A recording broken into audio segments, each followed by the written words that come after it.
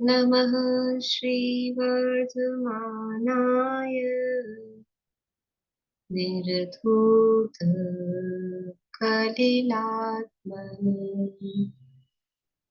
सालोकानां त्रिलोकानां यद्विद्यातर्पणायते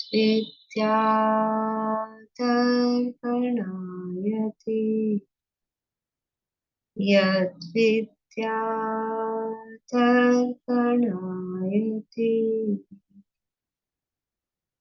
सकल पाप मल प्रक्षालक श्रीवर्धमान को करूँ नमन लोकालोक प्रकाशित करने जिनकी विद्या है दर्पण जिनकी विद्या है दर्पण।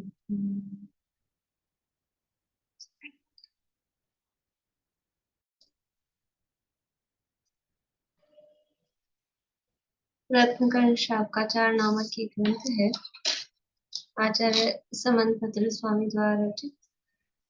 इसके अंतर्गत पंचम शिक्षा व्रत अधिकार अपना चल रहा है और उसमें अंतिम जो शिक्षा व्रत है वैयावृत्ति, उस वैयावृत्ति शिक्षा व्रत के आधार पर यहाँ जिनेन्द्र भगवान की पूजन करने की प्रेरणा दी जा रही है। वैयावृत्ति तो वास्तव में पात्रों को दान देना और उनकी यथायोग्य सेवा शुश्रूषा करना, वो वैयावृत्ति कहा है। परंतु वास्तव में उन पात्रों के प्रति को दान देने का भाव, और दान भी भक्ति पूर्वक, तो वो कब आएगा कि जब जिनेन्द्र भगवान का स्वरूप हम जानेंगे, जिनेन्द्र भगवान के प्रति भक्ति होगी तो पात्रों के प्रति भक्ति उत्पन्न होगी। इसलिए जिनेन्द्र भगवान की भक्ति पूजन आराधना की प्रेरणा यहाँ पर दी जा रही है। श्लोक का पाठ कर लेते हैं। 119 नंबर का श्लोक है।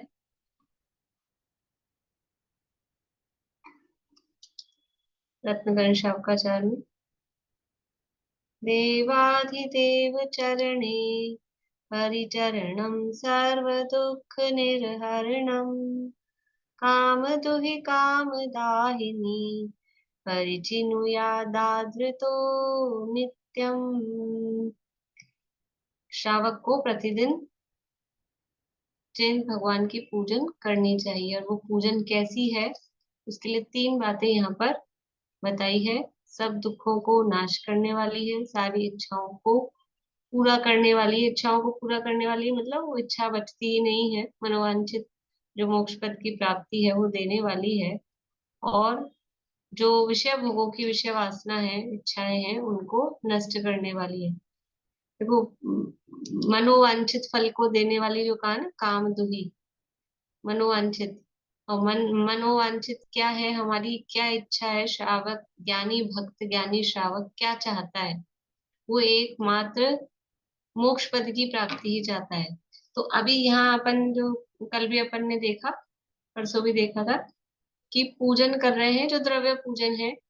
द्रव्य पूजन का मतलब अष्ट द्रव्य से पूजन तो द्रव्य पूजन है ही, उसके अलावा भले ही द्रव्य नहीं चढ़ा रहे हो लेकिन मुंह से उच्चारण कर रहे हैं, शरीर से वहां खड़े हैं, हाथ जोड़ रहे हैं, विनय कर रहे हैं, ये सब भी द्रव्य पूजन है। ये अपन पढ़ के आए हैं यहाँ पर कि अकेला अष्ट द्रव्य से पूजन करना वही द्रव्य नहीं है। ये हमारा शरीर, वचन, ये भी द्रव्य है।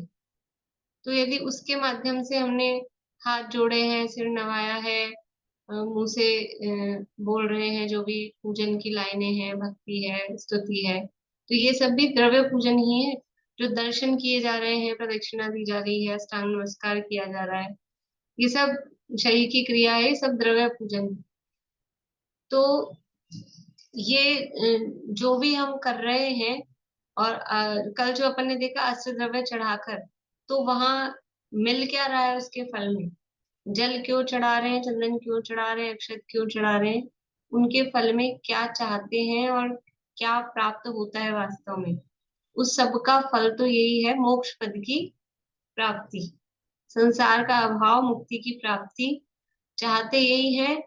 और तत्काल नहीं मिलता है, परंपरा से जैन भगवान की पूजन वो परंपरा से मोक्ष को ही देने वाली है। इसलिए वो काम दुही।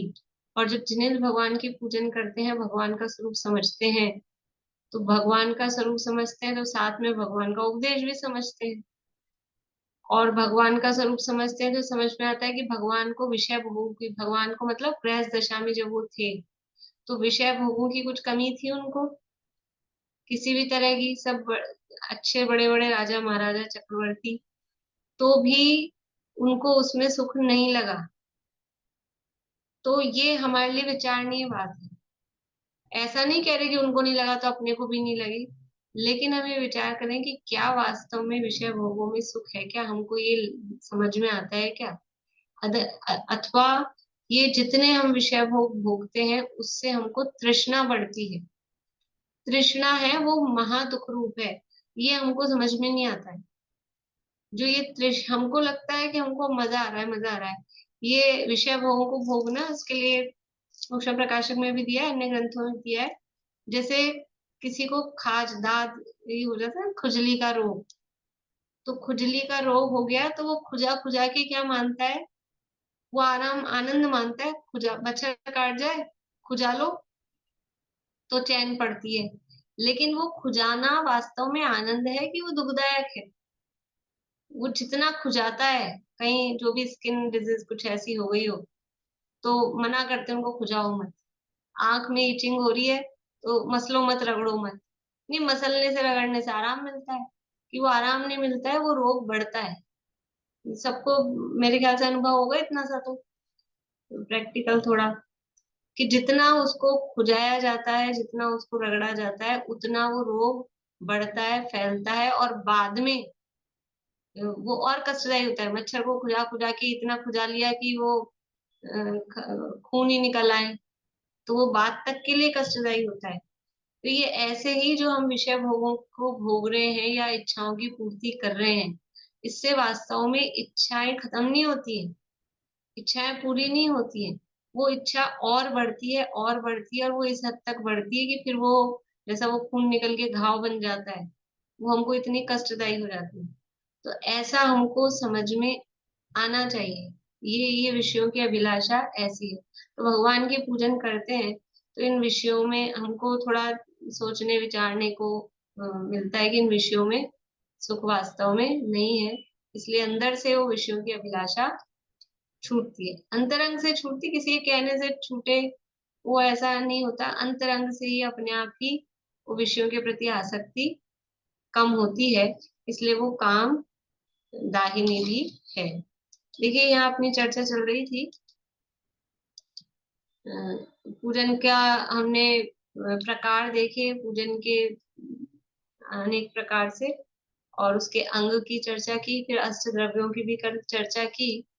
इसके बाद में जो कल यहाँ कहा कि कौन कौन पूजन करते हैं, किस तरह से पूजन करते हैं, जिसकी जितनी शक्ति है वो अपनी शक्ति के अनुसार भगवान की पूजन करनी चाहिए। शक्ति को नहीं छिपाना चाहिए, जैसी जिसकी शक्ति हो, सामर्थ्य हो, उसके अनुसार भगवान की पूजन करनी चाहिए। पेज नंबर 202 है, पढ़ते हैं यहाँ से। यह जिनेन्द्र का धर्म जाति कुल के अधीन नहीं है, धन संपत्ति के अधीन नहीं है, बाह्य क्रिया के अधीन नहीं है। मतलब ये जिन धर्म है तो ये कोई पर्टिकुलर जाति वाला ही कर सकेगा, कोई पर्टिकुलर कुल वाला ही कर सकेगा, ऐसा नहीं है। ये कोई जाति कुल के अधीन नहीं है। किसी भी जाति का हो, किसी भी कुल का हो, वो इस जिन धर्म का पालन और इस जिन धर्म का धारण वो कर सकता है। धनवान करेगा, जो धनवान होंगे वही जिन धर्मी होंगे, और जो कोई कम धन वाला होगा कि निर्धन होगा वो नहीं होगा, कि ऐसा नहीं है, धन संपत्ति के अधीन नहीं है। या फिर जिसके पास धन है वही धर्म कर सकेगा, जिसके पास धन नहीं है वो तो क्या धर्म करे, ऐसा नहीं है। बाह्य क्रिया के अधीन नहीं है, किसी की कोई बहुत व्रत उपवास और बाहर में क्रिया शुद्धता अशुद्धता या जो भी है वो करता है तो वही धर्म कर रहा है, और दूसरा नहीं कर रहा है तो उसके धर्म नहीं हो सकता है, ऐसा नहीं है। तो फिर कैसा है, तो ये कह रहे हैं जीव को अपने परिणामों की विशुद्धता के अनुसार फल देता है। ये इस जाति वाले को ज्यादा धर्म हो जाएगा, इस धन वाले को ज्यादा धर्म हो जाएगा, ये कोई क्रिया कर रहा है इसको ज्यादा धर्म हो जाएगा, ऐसा नहीं है। जिसको जीव को जितना अपने परिणामों की विशुद्धता है उसके अनुसार फल देता है। कौन फल देता है? कोई भगवान नहीं फल देते, वो जो परिणाम है वो परिणामों की विशुद्धता ही उसको फल देती है। कोई धनवान अभिमानी यश का इच्छुक होकर मोतियों के अक्षत, माणिकों के दीपक, स्वर्ण रत्न रत्न स्वर्ण के पुष्पों द्वारा पूजन करता है, अनेक बाजे नृत्य ज्ञान करके बड़ी प्रभावना करता है, तो भी थोड़ा सा ही पुण्य उपार्जन करता है। देखो क्या कह रहे हैं, इतना खर्चा किया, इतना धन लगाया, मोतियों के अक्षत, मणियों के दीपक और सोने जवाहरात के पुष्प और बहुत बड़ा आयोजन किया, तो भी थोड़ा सा ही पुण्य मिला। क्यों? कि पीछे क्या था? अभिमानी और यश का इच्छुक। मेरा नाम होगा, मेरा होगा, लोग देखेंगे, लोग वाह वाह करेंगे कि ये भी है ऐसा कोई, तो वो थोड़ा सा ही पुण्य उपार्जन करता है। या अल्प पुण्य भी नहीं उपार्जन करता है, केवल पाप कर्म का ही बंद करता है, कषायों के अनुसार बंद होता है। इतना बड़ा आयोजन करे, इतना खर्चा कर दे, लेकिन यदि वो अंदर अभिमान अभिमान भरा हुआ है, मन कषाय चढ़ी हुई है, अहंकार है, तो कदाचित वो अहंकार मंद है तो थोड़ा बहुत पुण्य बंध जाएगा। अगर अहंकार तीव्र है तो थोड़ा सा भी पुण्य नहीं बंधेगा, उल्टा पाप और बंधेगा। ऐसा यहाँ पर कह रहे हैं। कोई अपने भावों की विशुद्धता से अति भक्ति रूप होकर किसी एक जल फल आदि द्वारा, व अन्न मात्र द्वारा, व स्तवन मात्र द्वारा महापुण्य का उपार्जन करते हैं, तथा अनेक भवों के संचित किए पाप कर्म की निर्जरा करते हैं।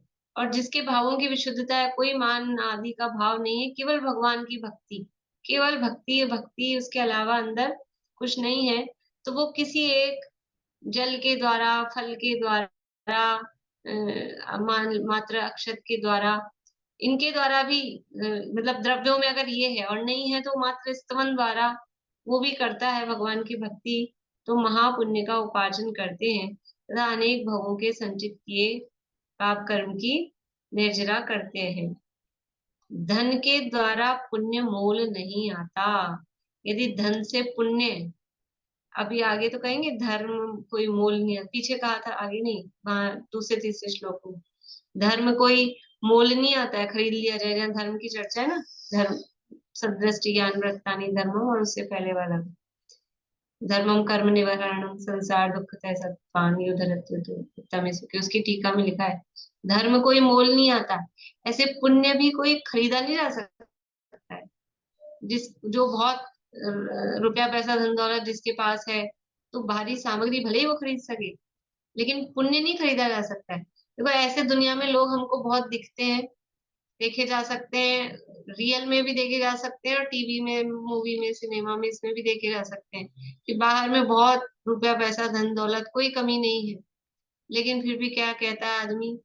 शांति नहीं है, थोड़ी सी शांति कहीं से लाके खरीद के दे दो। ऐसा ऐसा दिखता है। किसी को शरीर की कोई तन दुखी, कोई धन दुखी, कोई मन दुखी दिखे, संसार में सुख काहू के ना सर्वथा दिखे। इस संसार में कोई सुखी नहीं है, कोई शरीर से दुखी है, कोई परिवार से, कोई पत्नी बच्चे कहना नहीं मानते हैं, कोई कोई सामाजिक परिस्थितियां हैं, कोई अड़ोसी पड़ोसी से, कहीं ना कोई ज्यादा धन हो जाए और ज्यादा शो ऑफ हो जाए, लोगों की धमकियां आने लग जाती है, लेनदार दिन ये खड़े हो जाते हैं, रुपया मांगने वाले कहीं दूसरे किसी उसमें उलझ जाते हैं। ऐसा होता है। और थोड़े बहुत शुरू शुरू में थोड़ा नाम का लोभ हो, तो अपना धन आदि समझ लो प्रदर्शन किया, और फिर फंस जाता है आदमी, थोड़ा बहुत भी इस तरह का किया तो बड़ी समस्या है। ऐसा नहीं है कि धनवान सुखी होते हैं, धनवानों के कष्ट वही जानते हैं कि क्या क्या समस्याएं हो जाती हैं। तो ये जो धन है, तो पुण्य का मतलब है, पुण्य का मतलब है सुख शांति साता, साता का उदय, मतलब पुण्य का उदय कहा जाता है। पुण्य का उदय का मतलब मुख्यतः पुण्य के उदय में साता को लिया जाता है मुख्य रूप से। यद्यपि पुण्य प्रकृतियां कौन कौन से कर्मों में पुण्य प्रकृतियां, कौन कौन से कर्मों में पुण्य प्रकृति है? बोलिए आशा। भगवतिया में फिर से बोलिए। अघातिया कर्मों में एक तो पुण्य अघातिया, चारों अघातिया कर्मों में पुण्य प्रकृतियां भी है, पाप प्रकृतियां भी है। और घातिया में, घातिया तो सभी वो है, घातिया सारी सर्वघाती है ना उसके तो सब पाप रूप, घातिया सारी पाप रूपी, नाम ही घातिया है, तो वो सारी पाप रूप है। अघातिया में पुण्य रूप भी है, पाप रूप भी है। लेकिन जो मुख्यता है वो, जब हम पुण्य का उदय की बात करते हैं, तो उसमें वेदनीय की मुख्यता, साता वेदनीय की मुख्यता रहती है हमारे। मतलब भले हम शब्द नहीं जानते हो, लेकिन हम भाव से उसी को पकड़ते हैं कि जिनके बाहर में अनुकूलता सी दिखती है, तो वो साता वेदनी के आधार पे। कोई गोत्र देख के पुण्य का उदय ऐसा रेयर होता है, कि कोई मनुष्य आयु देख के पुण्य का उदय कह रहा है, वो भी मुश्किल होता है। और नाम कर्म की प्रकृतियां, अच्छा शरीर वगैरह ही दिख रहा है, वो रेयर होता है। जो हमारे, हम जो कथन करते हैं पुण्य का उदय है, तो वो बाहर में अनुकूलता की तरफ से ही करते हैं। और वास्तव में जो सर्वाधिक अनुभाग है, अब कहने में ऐसा आता है सर्वोत्कृष्ट पुण्य प्रकृति तीर्थंकर प्रकृति है, कहते ऐसा ही है। लेकिन धवला में ऐसा आया कि सर्वोत्कृष्ट अनुभाग वो होता है वेदनी में, साता वेदनी में। तीर्थंकर प्रकृति से भी अधिक अनुभाग वो साता वेदनी में होता है। इसलिए सर्वोत्कृष्ट पुण्य प्रकृति, वो जिसका अनुभाग ज्यादा होगा वही तो सर्वोत्कृष्ट होगी, वो साता वेदनी है। क्योंकि उसमें लॉजिक ये भी है पीछे, कि तीर्थंकर प्रकृति कहाँ तक बनती है, तीर्थंकर प्रकृति कहाँ तक बनती है।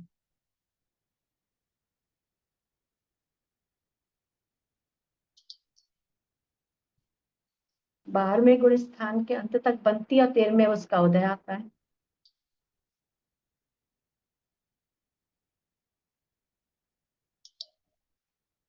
आठवें गुण स्थान तक बनती है। 8वें तक बनती है, ठीक है। और इसको अच्छा करिए निशान। छठे भाग तक, 8वें गुण स्थान के छठे भाग। 8वें गुण स्थान के छठे भाग तक बनती है तीर्थंकर प्रकृति। और साता वेदनी कहाँ तक बनती है, साता वेदनी कहाँ तक बनती है।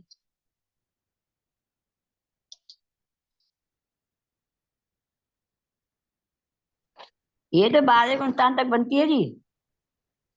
साता वेदनी, हाँ जी, ठीक है। क्योंकि 13 में बंद होता ही नहीं, 13 में बंद नहीं होता ना, इसलिए उदय तो हाँ आते। ठीक बात है, 13वें में एक समय तक का ही उसका रहता है इस अपेक्षा से। तो ज्यादा तक ज्यादा विशुद्धि 8वें गुण स्थान में होगी। अभी 12वें को भी छोड़ा, अपन तो 10वें तक भी लो, है ना। तो ज्यादा विशुद्धि 8वें में होगी, 9वें में होगी, कि 10वें में होगी ज्यादा विशुद्धि।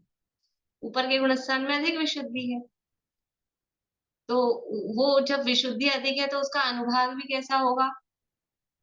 और ये तो करण के मतलब अधे अनिवृत्तिकरण सूक्ष्म सांप्राय, अपूर्वकरण अनिवृत्तिकरण सूक्ष्म सांप्राय, तो उनमें तो अनंत गुणी विशुद्धि वैसे ही चल रही है। तो ये लॉजिक भी है मतलब उसके पीछे। पर वो चलता है कि सर्वोत्कृष्ट पुण्य प्रकृति तीर्थंकर प्रकृति है, ऐसा वो कहने में आता है। लेकिन साता के अनुभाग वो अनंत गुणे अधिक उसके होते हैं। तो खैर वो आ गई बीच में बात, और मुझे ख्याल आ गया तो इनका बता दूं आप लोगों को कुछ ऐसा। तो हम बाहर में साता की तरफ से देख के हमको लगता है कि ये पुण्य का उदय है। तो ऐसा पुण्य का उदय खरीदा जा सकता है क्या, ये तो यहाँ बात भी तो ये चल रही है, हमारे पास रुपया पैसा बहुत है, तो थोड़ा सा पुण्य खरीद लिया जाए। ये पुण्य खरीदा नहीं जा सकता है।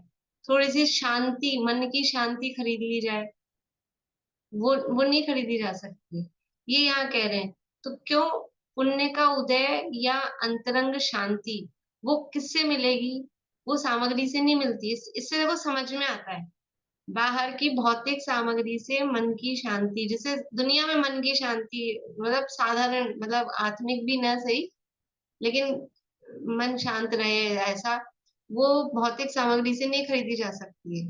वो किससे होगी, कि जिसका मन धर्म में लगा होगा, जिनेंद्र भगवान की पंच परमेष्ठी की भक्ति पूजन आराधना में लगा होगा, तो अंदर में एक शांति रहती है। भले ही ज्यादा कुछ नहीं समझता भी होगा ना, तो भी एक थोड़ा सा शांति का भाव रहता है धार्मिक व्यक्ति के। और जो धार्मिक नहीं है, भगवान की पूजन भक्ति आराधना नहीं करता है, उसका चित्त शांत रहता है और वह पैसा कितना ही हो। वो बात यहाँ कह रहे हैं। तो धन के द्वारा पुण्य मोल नहीं आता है। जो निर्वांछक है, मंद कषाई है, ख्याति लाभ पूजादि को नहीं चाहते हैं, केवल परमेश्वरी के गुणों में अनुरागी हैं, उनको जिन पूजन बहुत अधिक फल देने रूप फलता है। जो निर्वांछक है, कोई फल की इच्छा नहीं है, किसी भगवान के पूजन करने से ये ठीक हो जाएगा, वो ठीक हो जाएगा, ऐसा हो जाएगा, इसलिए विधान कर रहे हैं, शांति विधान करने से शांति आ जाएगी और कर्म दहन विधान करने से कर्म नष्ट हो जाएंगे, ऐसा कुछ नहीं। जो निर्वांचक है, मंदकशाई है, ख्याति लाभ पूजा की नहीं चाहते हैं, केवल और केवल परमेश्वरी गुणों में अनुरागी हैं, उनको जिन पूजन बहुत अधिक फल देने रूप फलता है। बोलिए आशा बेटी। जैसे अपन ने हिंसा में पढ़ी थी कि कोई बहुत हिंसा करता हुआ दिख रहा है तो भी उसको हिंसा कम हो रही है, कोई बिल्कुल नहीं कर रहा है फिर भी उसको बहुत पाप लग रहा है। तो ऐसे इसमें है कि कोई बहुत द्रव्य कर रहा है तो हाँ, भी सेम वैसा तो ही इसी है। बिल्कुल इसी में अपन ने पढ़े थे ना रत्न शावकाचार में, तो सेम वही हिंसा वाला के बात संबंध में। है। ख्याल आ रहा है आप लोगों को? पीछे पढ़े थे हिंसा के संबंध में पुरुषार्थ सिद्धि उपाय के आधार पे रत्न शावकाचार में। अहिंसा अहिंसा वाले प्रकरण में, अहिंसा अनुव्रत में। हाँ, उसमें पढ़े थे। तो वैसे ही कोई ज्यादा चढ़ा रहा है, कोई कम चढ़ा रहा है, इससे कोई फर्क नहीं पड़ता। करी थी अपन ने बात, मुट्ठी भर भर के द्रव्य चढ़ाएंगे तो ज्यादा पुण्य मिल जाएगा और थोड़ा कम चढ़ा दिया तो कम मिल जाएगा। लोगों को ऐसा ही, मतलब यही विवेक नहीं होता है, मतलब यही समझते हैं तो ऐसे भर भर के द्रव्य चढ़ाएं। आपके पास सामर्थ्य है, खूब चढ़ाएं, उसकी निषेध नहीं है, लेकिन भावना ये हो कि हम जितना ज्यादा चढ़ाएंगे उतना ज्यादा पुण्य हो जाएगा, ऐसा नहीं है। अब यहाँ जिन पूजन सचित्त द्रव्यों से भी और अचित्त द्रव्यों से भी करना आगम में कहा है। जो सचित्त के दोष से भयभीत हैं, यत्नाचारी हैं, वे तो प्रासुक जल गंध अक्षत को चंदन केसर आदि से रंगकर सुगंधित रंगीन अक्षतों में पुष्प की कल्पना करके पुष्पों से पूजते हैं। आगम में कहे स्वर्ण के पुष्प, चांदी के पुष्प, रत्न जड़ित स्वर्ण के पुष्प तथा लवंग आदि अनेक मनोहर पुष्पों द्वारा पूजन करते हैं। प्रासुक बहुत आरंभ आदि से रहित प्रामाणिक नैवेद्य द्वारा पूजन करते हैं। तो वो आगम में कहा है सचित्त द्रव्यों से और अचित्त द्रव्यों से। तो ये आगम में भी जो सचित्त द्रव्य का मतलब है कि चढ़ाने के लिए सचित्त द्रव्य नहीं। एक तो हमने देखी थी सचित्त पूजन। सचित्त पूजन किसे कहते हैं? सचित्त पूजन किसे कहते हैं? तो समोचरण में भगवान की पूजा और दूसरा मुनिराज आचार्यों की पूजा, हाँ, दोनों ही सचित्त में आए। साक्षात जो विद्यमान है वर्तमान में हमारे समक्ष, अनंत परमात्मा अथवा गुरु मुनिराज, तो वो सचित्त पूजन है। अब सचित्त द्रव्यों से पूजन का क्या मतलब है कि ये जो हम यहाँ विराजमान है ना, अपना मन लगाकर पूजन करना, सचित्त पूजन, चित्त सहित, वास्तव में उसका नाम सचित्त पूजन है। अब खैर अपन उसका अर्थ ऐसा कर रहे हैं, बाकी सचित्त का अर्थ वो भी होता है जो गीले हरे फल फूल जो भी इत्यादि हैं। लेकिन आगम में कहा है तो कहीं कहीं समझ लो कुछ ग्रंथों में भट्टारक आदि के माध्यम से वो लिखा गया है, लेकिन साथ में लिख रहे हैं कि जो भयभीत हैं, किससे? कि जो सचित्त के दोष से भयभीत है, क्योंकि सचित्त है वो दोष युक्त है। हम क्यों किसी जीव की हिंसा विराधना करके वो वहां भगवान के समक्ष चढ़ाए? तो कुछ तो श्रावक ही ऐसे होते हैं जो सचित्त के त्यागी होते हैं, तब जब हम उसके त्यागी हैं तो भगवान के समक्ष वो कैसे चढ़ाए जिसमें दोष है? तो जो यत्नाचारी है वे तो प्रासुक जल गंध अक्षत को चंदन केसर आदि से रंगकर और सुगंधित अक्षतों में पुष्पों की कल्पना करके और जो भी है स्वर्ण पुष्प आदि उनके द्वारा पूजन करते हैं। प्रासुक और बहुत आरंभ से रहित प्रामाणिक नैवेद्य के द्वारा पूजन करते हैं। प्रासुक ही नैवेद्य होना चाहिए जिसमें आरंभ नहीं हो, तो इसी तरह का वो जो चिटक वगैरह अपन बनाते हैं उसके द्वारा पूजन करते हैं। रत्नों के दीपक व स्वर्ण चांदी के दीपकों द्वारा पूजन करते हैं। चिटकों यानी खोपरे के छोटे छोटे भाग को केसर के रंग से रंगकर दीपक की कल्पना करके पूजन करते हैं। चंदन अगर आदि चढ़ाते हैं। बादाम, जायफल, पुंगीफल अवधि शुद्ध आदि शुद्ध प्रासुक फलों द्वारा पूजन करते हैं। अचित द्रव्यों द्वारा तो इस प्रकार पूजन करते हैं। जो सचित द्रव्यों से पूजन करते हैं वे जल, गंध, अक्षत आदि उज्जवल द्रव्यों द्वारा पूजन करते हैं। चमेली, चंपक, कमल, सेंजाई इत्यादि सचित पुष्पों द्वारा पूजन करते हैं। घी का दीपक तथा कपूर आदि के दीपकों द्वारा आरती उतारते हैं। सचित आम, केला, दाड़िम आदि फलों के द्वारा पूजन करते हैं। धूपायन में धूप जलाते हैं। इस प्रकार सचित द्रव्यों द्वारा भी पूजन करते हैं। दोनों प्रकार से पूजन करना आगम की आज्ञा अनुसार प्राचीन मार्ग है, अपने भावों के अनुसार पुण्य बंध का कारण है। देखिए अब ये तो यहाँ इन्होंने लिखा है कि करते हैं, ये इन्होंने वस्तु स्थिति बताई है। करना चाहिए या योग्य है वो नहीं, कुछ अचित्त से करते हैं, कुछ सचित्त से करते हैं, जिससे हम जिसे कहते हैं वो दो तरह की हमारे मान्यताएं या पद्धतियां, पंथ जिसे हम कहते हैं, 13 पंथ और एक 20 पंथ। तो 20 पंथ आमनाय में इस तरह से सचित्त पूजन की जाती है। और वो 20 पंथ आमनाय वाले जिसमें जिन भी शास्त्रों में ऐसा लिखा है कि कोई कह सकता है देखो शास्त्रों में लिखा है, तो वो सब काल के अनुसार भट्टारकों ने भी ग्रंथ लिखे और काल के अनुसार देखो जो ये आई ना भट्टारकों ने लिखे तो उन्होंने गलत किया ऐसा नहीं, लेकिन कभी कभी कुछ परिस्थितियां ऐसी होती है, देश काल की परिस्थितियां, उन परिस्थितियों वश वो काम चालू किए जाते हैं। जैसे कि पंचामृत अभिषेक, तो बीच में एक काल ऐसा आया था कि जब मूर्तियां लकड़ी की बनती थी। यद्यपि अभी इन दिनों मतलब कोई दिखती नहीं है प्राचीन, लेकिन एक समय ऐसा था लकड़ी की मूर्तियां बनती थी। तो लकड़ी की मूर्तियां बनती थी, या कहीं कहीं आप देखेंगे वो पुरानी जो मूर्ति निकलती है वो मिट्टी की मूर्ति होती है, बिल्कुल मिट्टी की होती है। तो इस तरह की जो मूर्तियां होती हैं उनको कुछ ना कुछ पॉलिशिंग पॉलिशिंग मतलब कुछ उसको चाहिए पोषण के लिए, वो बनी रहे, टिकी रहे, खराब ना हो। तो लकड़ी पे जैसे हम अपने घरों में जो फर्नीचर होता है उस पे कुछ ना कुछ पेंट, वार्निश और ये सब कराते हैं, तो उसकी लाइफ बढ़ती है, मतलब ठीक रहता है वो। तो ऐसे उन मूर्तियों को चिकनाई की इसकी आवश्यकता होती थी। तो ऐसे तो कहो तो कौन ला ला के देगा कि घी लाओ, कि चिकनाई लाओ, दूध लाओ, और इस पे तो उसको धर्म से जोड़ दिया कि इससे भगवान का अभिषेक करो दूध से, घी से, तो वो मूर्तियां अपनी सही बनी रहे। पर अब वो धर्म मान के चलने लग गए, वो एक परिस्थिति थी। ऐसे ही प्राचीन काल में मंदिर आप देखेंगे इस दक्षिण साइड में गर्भगृह अंदर घुस घुस के ऐसे होते थे छोटे छोटे, और लाइट्स होती नहीं थी, बिजली होती नहीं थी। तो अब भगवान के दर्शन करने जाएंगे, दिन में भी जाओ तो वो अंदर अंधेरा, तो कैसे करें?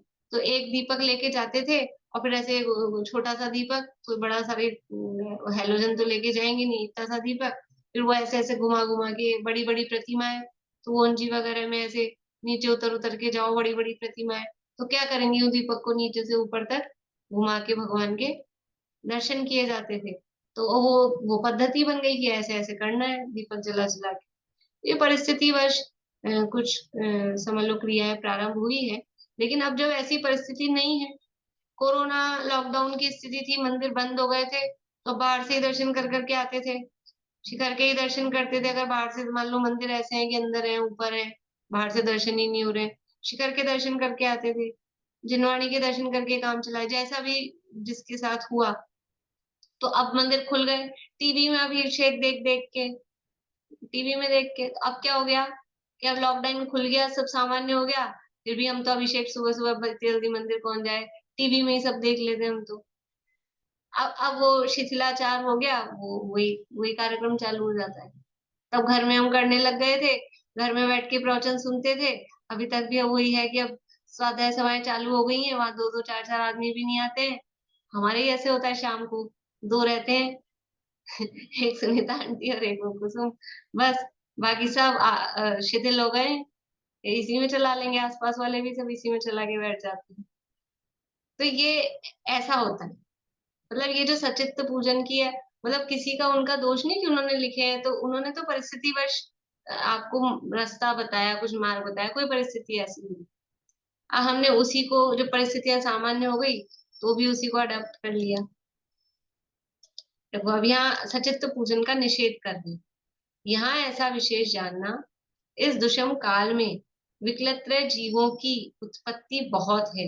ये दुष्म काल मतलब दुखमा काल, पंचम काल, और उसमें भी ये हुंडाव सर्पणी काल है।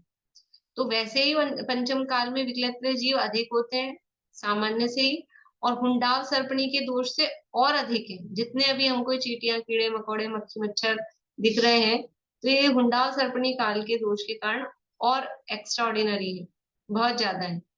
फूलों में 2 इंद्रिय, 3 इंद्रिय, 4 इंद्रिय, 5 इंद्रिय त्रस जीव प्रगट नेत्रों से दिखने वाले दौड़ते दिखाई पड़ते हैं। फूल में सब तरह के त्रस जीव है, 2 इंद्रिय भी, 3 इंद्रिय भी, 4 इंद्रिय भी, 5 इंद्रिय भी। और फूल अपने आप में 1 इंद्रिय है, वनस्पति का एक। 5 प्रकार के जीव हैं।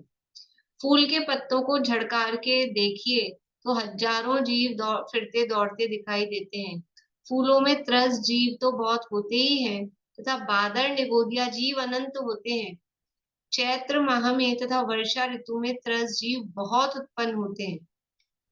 इसलिए जो ज्ञानी है, धर्म बुद्धि वाले हैं, वे तो सभी धर्म के कार्य यत्नाचार से करते हैं, करना चाहिए। देखो क्या कह रहे हैं, जो ज्ञानी है, ज्ञानी का मतलब सम्यक दृष्टि ज्ञानी की बात नहीं है, धर्म बुद्धि वाले हैं, समझदार हैं, इतना जिसको समझ में आ रहा है कि इसमें जीव है, तो वो धर्म के कार्य भी यत्नाचार से करते हैं। यत्नाचार मतलब सावधानी पूर्वक करते हैं, और करना भी चाहिए। जिस प्रकार जीवों की विराधना न होवे, उस प्रकार करना चाहिए। फूलों के धोने में दौड़ते हुए त्रस जीवों की बहुत हिंसा होती है। इसमें हिंसा तो बहुत है, तथा परिणामों की विशुद्धता थोड़ी है। इसलिए पक्षपात छोड़कर जिनेंद्र के कहे अहिंसा धर्म को ग्रहण करके जितना कार्य करो, उतना यत्नाचार रूप होकर जीवों की विराधना टालकर करो। इसलिए पक्ष मत रखो कि नहीं साहब हमारे तो उन्होंने कहा है, इन्होंने कहा है, ये कह देते हैं, वो कह देते हैं, और इस ग्रंथ में लिखा है, उस ग्रंथ में लिखा है। ये पक्ष मत रखो, खुद अपनी बुद्धि लगाओ, विवेक लगाओ कि जहां इतनी हिंसा हो रही है, हिंसा में किसी भी प्रकार से धर्म हो सकता है क्या? हिंसा करके हम जो काम कर रहे हैं उसमें पुण्य भी बन सकता है क्या? और जिसमें इतनी हिंसा हो रही, त्रस जीवों की साक्षात, और वो खुद एक इंद्रिय है, और उसमें बादल निगोदिया और है, सप्रतिष्ठित है, फूल वगैरह सब। तो श्रावक को ही खाने योग्य नहीं है, श्रावक ही छोड़ देता है हरी पत्तियां खाने, मतलब चौमासे में भी और वैसे भी। और वो फूल में पत्तियां, बहुत जीव उनमें होते हैं, तो किसी भी तरह से वो भगवान की पूजन आराधना के लिए तो काम में लेने योग्य नहीं है।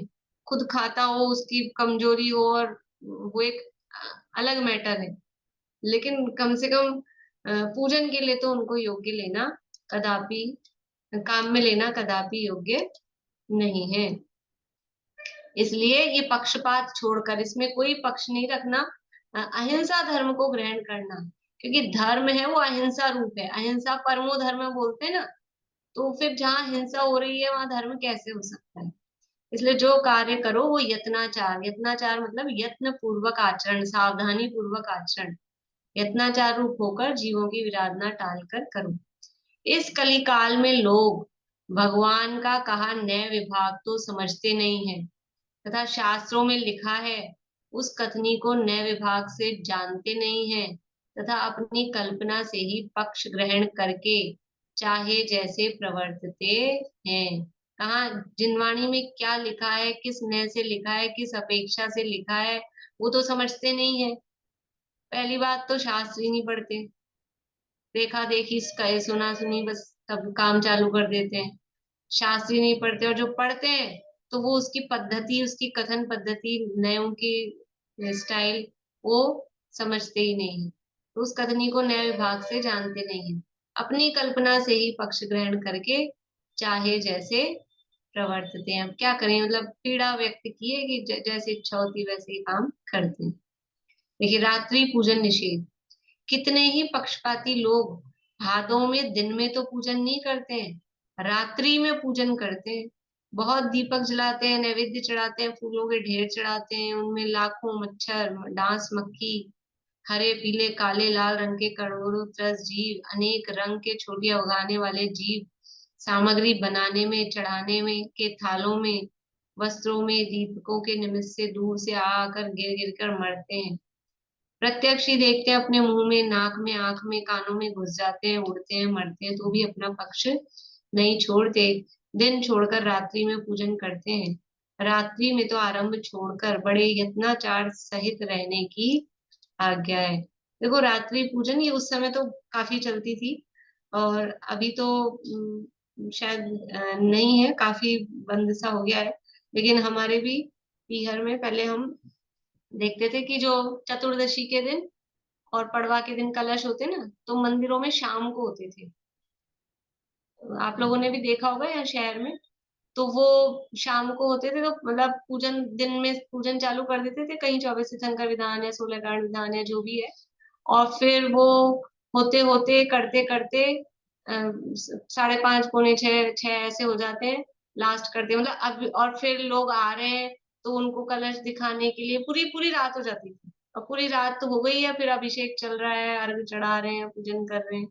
तो बिल्कुल डायरेक्टली रात्रि में नहीं कर रहे हैं भाई, लेकिन जैसे अपन नहीं होता है भोजन करने बैठ रहे हैं तो अभी तो तारे नहीं निकले तो बैठते रहते हैं, ऐसा मतलब उसमें महापूजन में इस तरह से होता था। अभी तो काफी जगह मतलब सुधार हो गया है, कहीं बहुत जगह तो सुबह के टाइम ही होने लग गए हैं, नहीं तो 3 4 बजे तक कंप्लीट कर देते हैं, ऐसा होता है। लेकिन फिर भी कहीं कहीं अभी भी हो सकता है चलता हो।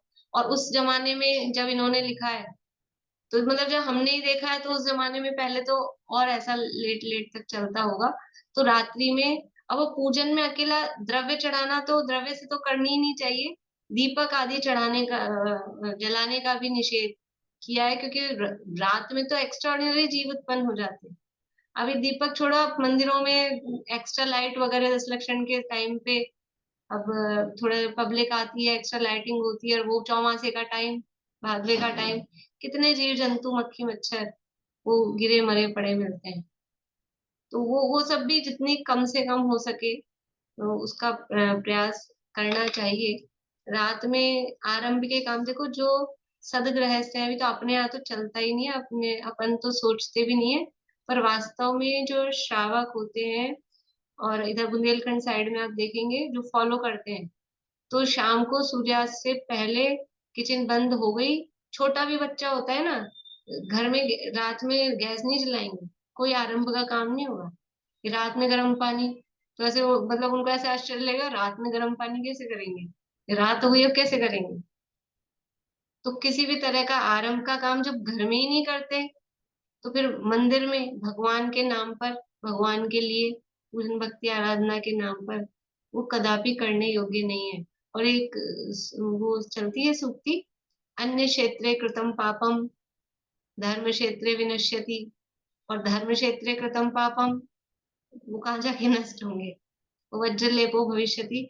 तो घर में अपने, यानी अपने घर के कामों के लिए जो हम आरंभ कर रहे हैं उसमें पाप होता है, डेफिनेटली होता है। पर अगर मंदिर में के काम के लिए भगवान के नाम पर भी वैसा ही आरंभ कर रहे हैं, तो उसमें वो पाप का जो समझ लो परसेंटेज है या उसके अनुभाग है, वो बहुत बढ़ जाता है। इसलिए भगवान की पूजन भक्ति जो भी काम हम कर रहे हैं, तो बहुत सावधानी पूर्वक, जो हम द्रव्य काम में ले रहे हैं, इसलिए 4 चीजें कही थी, द्रव्य होता है, क्षेत्र होता है, काल होता है, पूजन कब करनी, ये पूजन है कभी भी कर लो। रात में पढ़ सकते हैं आप, अष्टक पढ़ लो, भले किसी को ऐसा हो, लेकिन वो ये सारा आरंभ का काम, जल चंदन आदि चढ़ाने का काम, फिर उसमें जीव जंतु उत्पन्न होंगे, दिन में ही उत्पन्न हो जाते हैं। कभी कभी तो चढ़ाते चढ़ाते ही जहाँ कहीं चींटी वगैरह ज्यादा हो, तो चढ़ाते चढ़ाते ही आ जाती है, मक्खी मच्छर तो आ ही जाते हैं, भिनभिनाते हैं। तो ऐसे काम कदापि नहीं करने चाहिए। इस तरह से ये रात्रि पूजन का निषेध किया है। अभी और है इसमें प्रकरण, लेंगे आगे। अभी यही पूरा करते हैं। दीदी रात्रि पूजन पूजन नहीं, एक बार हम दशहरे के आसपास महावीर जी चले गए, कमरे से बाहर निकलना सड़क पे 4 इंची की जगह नहीं थी जो मच्छर के बिना सड़क हो। मन में ही आया कभी भी 4 महीने नहीं आऊंगी महावीर जी। सच्ची खुले गांव वाले एरिया होते हैं तो वहाँ बहुत बहुत जीव जंतु हो जाते हैं। खुला जो कैसे एरिया होता है ना, जैसे जंगल जैसा, मतलब ऐसा एरिया है तो और भी ज्यादा होता है। अपने यहाँ शहरों में ही हो जाते हैं, और जहाँ मतलब ग्रीनरी होती है तो हो ही जाते हैं, और चौमासे में स्पेशली हो ही जाते हैं। इसीलिए तो चौमासे में वनराज भी एक स्थान पर रहते हैं। ज्यादा सोना गिर आवागमन नहीं करना चाहिए, जितना आवश्यकता हो उतना ही आवागमन करना चाहिए चौमासे में तो।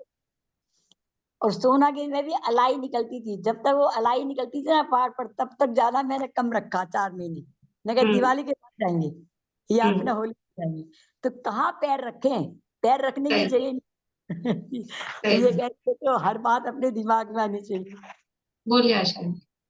अधिकरण का फर्क पड़ता है क्या, पर फिर बाद में उसको समेटने का और ले लाके रखने का, संभालने का, वो टेंशन ज्यादा परेशान करता है। जैसे लोग चांदी के उसमें करते हैं बर्तन में, वो अधिकरण जो बर्तन उसका फर्क पड़ता है पूजा में? नहीं, ऐसा कुछ नहीं है, लेकिन टेंशन अगर ज्यादा हो जाता है नहीं, उसको लाओ एक ले। भावना ये रहती है कि हम उत्तम धातु को घर में, अगर हम घर में यूज लेते हैं, घरों में यूज लेते हैं चांदी के बर्तन, और भगवान के लिए वहां हम पूजन कर रहे हैं तो वहां ऐसे ही तो लेकिन बस उसमें वही है ना कि टेंशन रहती है, लाओ ले जाओ तो लाना ले जाना ही चाहिए, अपने घर के बर्तन ही लाने ले जाने चाहिए वास्तव में तो।